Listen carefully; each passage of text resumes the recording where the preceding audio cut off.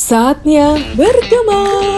Reflection in the Quarter bersama komunitas Emmanuel Surabaya tentang Katolik lifestyle yang kadang suka mengusik dan menggelitik. Gemakan di hati dan biarkan gemanya sampai ke ujung dunia.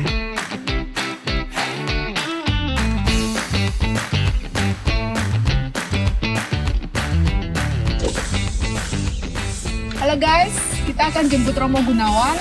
Kita udah sampai di depan pastoran. Semoga Romonya sudah siap ya. Romo Gun. Halo. Halo pagi Romo. Iya. Ya, Gimana, sehat ya? sehat. Boleh silakan masuk Romo. Oh ya, makasih ya.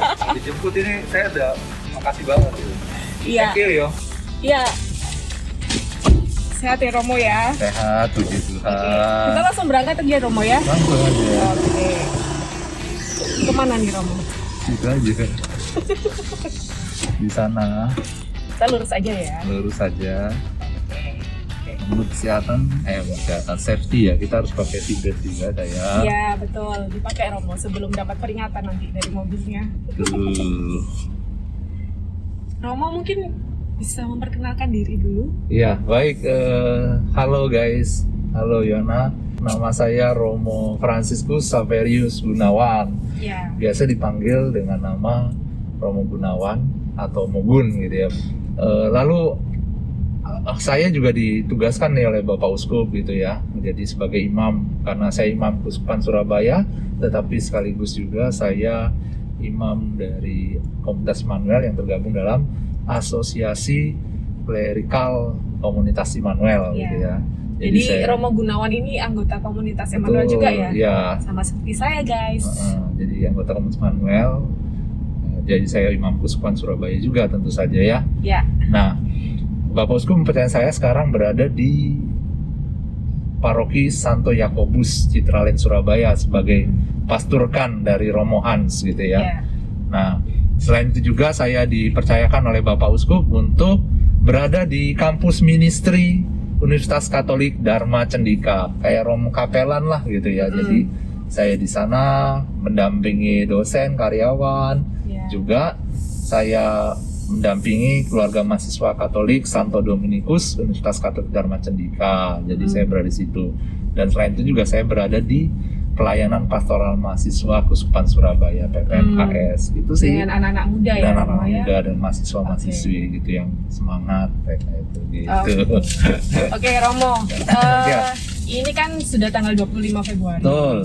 Sebentar lagi kita akan ganti bulan, Ya. kita akan memasuki bulan Maret, kemudian kita memasuki masa Prapaskah ya Romo ya. Betul sekali, Prapaskah gitu ya, sudah masuk Prapaskah. Prapaskah. Kita akan Rabu Abu tanggal 2 Maret kalau nggak salah. Rabu Abu ya, benar, Betul ya? tanggal 2 Maret. Jadi Tanggal 2 kita Maret, akan ya. menerima Rabu Abu tanggal 2 Maret. Oke, dan masa Prapaskah ini adalah masa di mana kita mempersiapkan diri guys untuk mengenang sengsara, wafat, kebangkitan dan kenaikan Yesus Kristus ke surga. Betul ya Romo ya? Betul. Dan ini adalah puncak keselamatan Allah bagi manusia. Kemudian adalah puncak liturgi Gereja Katolik. Betul ya Romo? Betul. Wah, sip guys, saya dapat 100 untuk pelajaran yang satu ini ya Romo ya. Iya, betul. Kemudian Romo, ada beberapa hal yang kadang tuh masih mengusik dan menggelitik gitu. Gimana tuh? Yesus itu kan Tuhan ya Romo. Terus kenapa dia harus menderita dan wafat kalau dia itu Tuhan? Nah, untuk berbicara ya kalau Yesus Tuhan ya, mengapa dia harus dapat menderita dan juga wafat gitu ya? Kita perlu melihat kodratnya dari diri Yesus Kristus gitu ya. Dia mempunyai kodrat Allah dan juga kodrat manusia. Artinya apa nih yo? Jadi artinya bahwa dia memiliki kodrat 100% Allah, 100% manusia. Sehingga karena dia memiliki kodrat manusia, ya tentu saja dia dapat menderita dan juga dapat wafat. Tapi di sini kita perlu melihat bahwa wafatnya Kristus ini tidak berarti lenyap gitu ya. Namun berarti keterpisahan antara tubuh dan jiwa, karena kodrat Allah dan kodrat manusia ini tidak saling meniadakan gitu ya, tetap gitu ya, ada kodrat manusia dan kodrat Allah gitu ya. Nah, untuk apa yang dia lakukan gitu dari masing-masing kodrat tersebut. Kodrat Allah melakukan apa yang masing-masing kodrat Allah dan juga kodrat manusia gitu ya. Nah, jadi ketika Yesus ya menderita itu karena belas kasihannya kepada kita semua gitu. Bukan karena kegagalan ya, bahwa dia gagal akhirnya dia ya menderita gitu ya lalu wafat, bukan. Karena ini bukti bahwa dia adalah Allah yang penuh belas kasih. Dan penderitaan dan wafatnya ini tidak mengartikan bahwa oh dia tentu Allah yang maha kuasa kok bisa menderita. Oleh karena itu tadi saya bilang kodrat Allah tetaplah kodrat Allah, kodrat manusia kodrat manusia. Nah, kodrat manusia inilah gitu tentu saja dia dapat mati dan juga menderita gitu ya. Dan sekaligus penderitaan dan wafat Kristus ini mau mengatakan kepada kita semua bahwa dia mengosongkan dirinya nih menjadi seorang hamba. Kita kenal ya dengan Allah yang jadi manusia gitu ya. Dia mengosongkan dirinya untuk mengambil kodrat manusia gitu. Jadi ya sifat ini masing-masing tidak hilang gitu ya. Gitu. Berarti dari peristiwa ini kita bisa semakin percaya dan yakin bahwa Yesus itu sungguh Allah dan sungguh manusia. Betul, gitu ya, betul. Romo, ya? Jadi dia mau mengosongkan dirinya, sungguh Allah, sungguh manusia, mengosongkan dirinya juga dan mengambil rupa manusia. Oke. Gitu. Kemudian Romo, Yesus itu menderita sengsaranya dia harus dengan jalan salib ya, Romo. Betul, dengan jalan salib. Apakah harus dengan jalan salib, Romo? Kalau itu kan seperti yang kita baca di Injil, kita lihat di film Passion of the Christ tuh, penderitaannya tuh luar biasa gitu kan, Romo. Kayak gitu ya, sampai segitunya gitu loh. Nah, apakah harus sampai nggak usah ya kayak gitu ya harusnya ya. Kalau Allah masa harus menderita sampai gitu kan ya, ngapain dia maha gitu kuasa, ya? Gitu loh, Romo. Iya, ngapain gitu. Kalau dia maha kuasa ya dia bisa melakukan apa aja, nggak usah menderita dan wafat, dia bisa menghapus dosa manusia gitu ya. Iya. Tapi kenapa kok dia harus melalui jalan salib ini gitu? Dan apakah itu suatu keharusan gitu ya? Iya. Nah, untuk melihat ini ya kita perlu juga melihat bahwa penebusan yang dilakukan Yesus ini ya bukan berarti menjadi harusan, tetapi itu jalan yang diambil, jadi kehendak bebas dia gitu.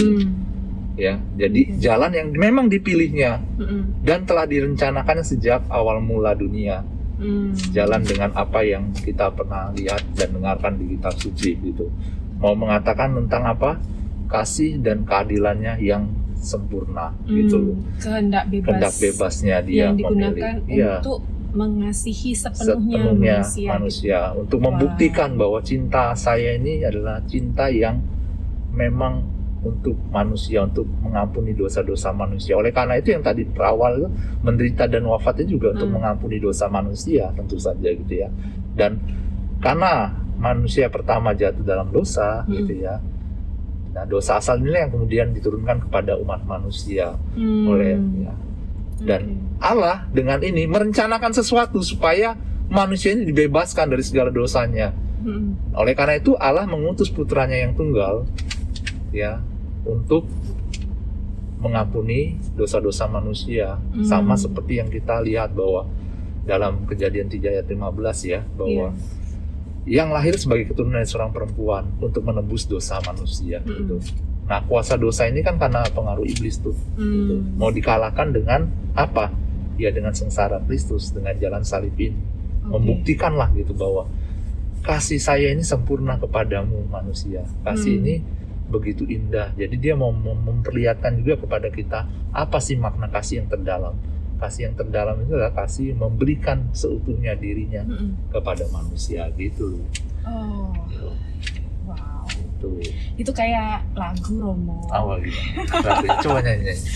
Everything I do it for you. Romo tahu juga ya lagu Iya itu dong, ya. kan lagi terkenal waktu itu ya. Jangan-jangan kita satu generasi, Romo.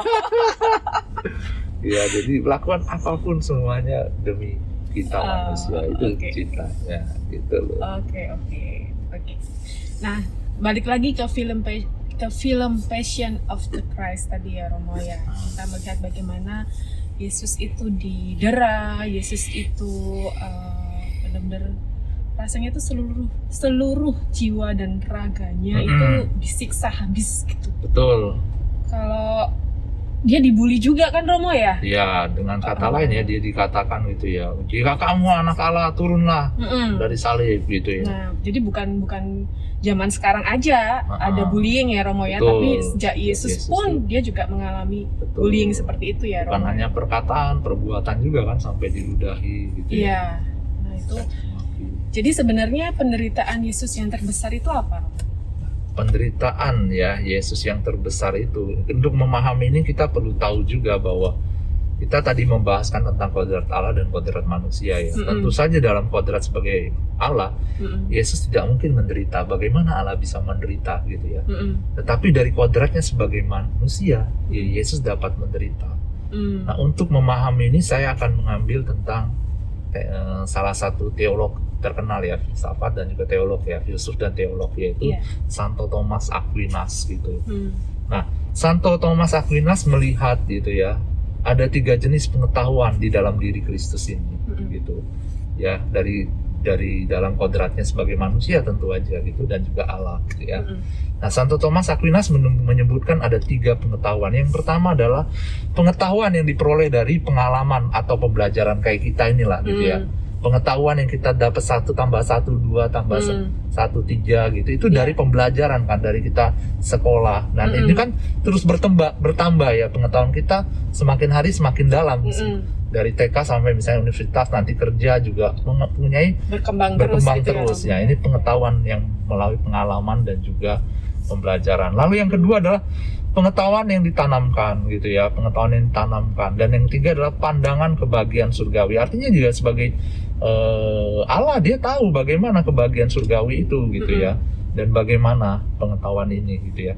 Nah, pengetahuan ini juga yang membuat Yesus menderita gitu loh. Pengetahuan yang tentang kebahagiaan surgawi, yang dia tahu kebahagiaan surgawi gitu ya. Kalau pengetahuan ditanamkan Allah itu seperti ya malaikat gitu, diberi juga gitu ya.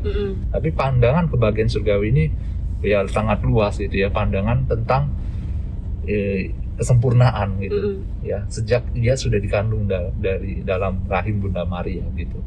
Nah, pengetahuan ini memungkinkan Kristus selalu berada dalam pengetahuan dengan Allah Bapa gitu. Jadi ada satu kesatuan dengan Allah Bapa gitu ya, yang telah dimiliki oleh Kristus sendiri gitu. Nah, walaupun tentu saja dalam rupa manusia, tapi dia memiliki pandangan ini gitu, pengetahuan ini. Nah, pengetahuan inilah yang memungkinkan Kristus ini membawa ya seluruh kita semua dosa-dosa kita di dalam doanya.